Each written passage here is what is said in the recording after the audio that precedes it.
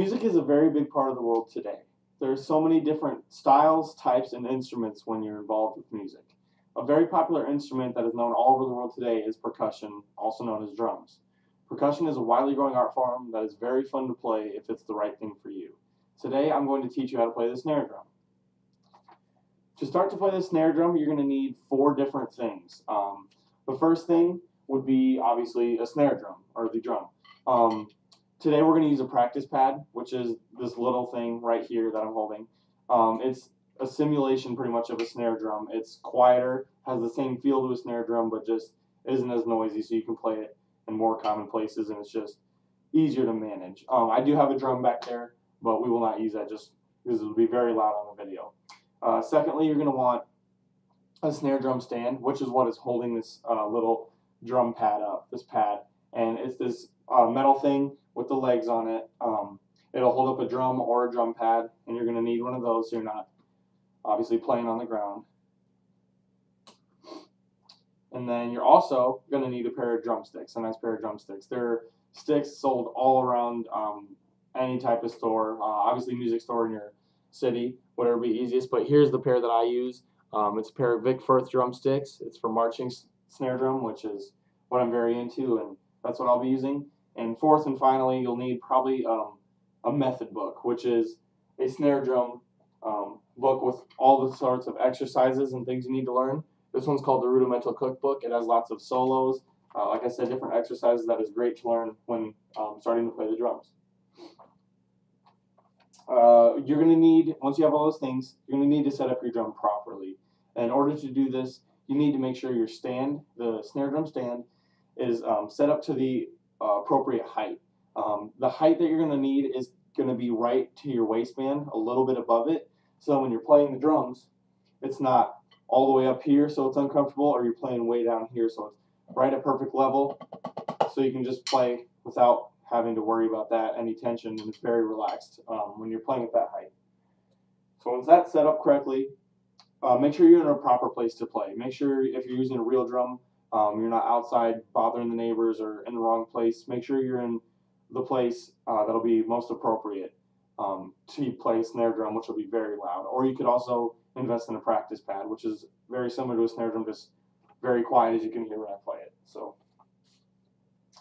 to start playing the drum, you need to learn how to hold your sticks correctly before you can start playing, which is, I know it sounds a little annoying, but that's what you got to do. There are 2 different grips when playing the snare drum. The first one is matched grip, and obviously your hands are going to be matched, identical. They're going to look a little bit like this, and your fingers are going to want to be on the back of your sticks to support them so you can control the bounce.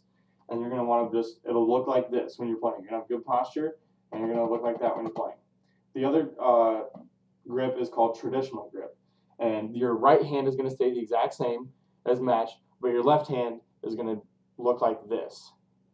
And people wonder why you play like that because it looks incorrect and kind of weird.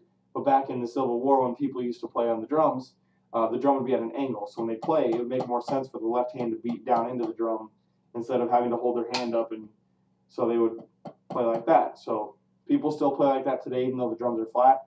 It just kind of looks cool, but there's no right or wrong way when learning the 2 grips, just as long as you're playing them both correctly. So the next thing you need to do after you learn how to hold the stick correctly is learn how to play rudiments, or just even play the drum correctly in the right manner.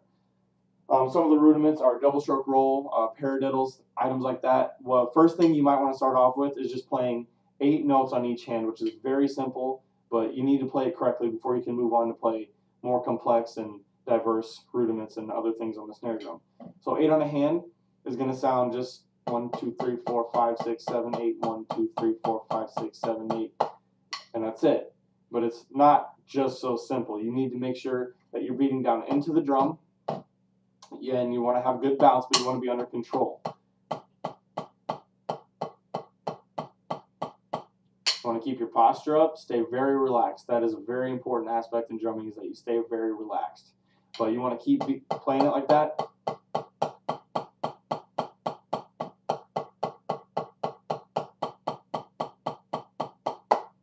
And that's how you play 8 on a hand, or one of the very first rudiments. That's the very first thing you should start off when you're learning to play. Remember, stay relaxed with great posture. once you start learning the rudiments, the very good thing is to probably, like I said earlier, invest in one of these method books.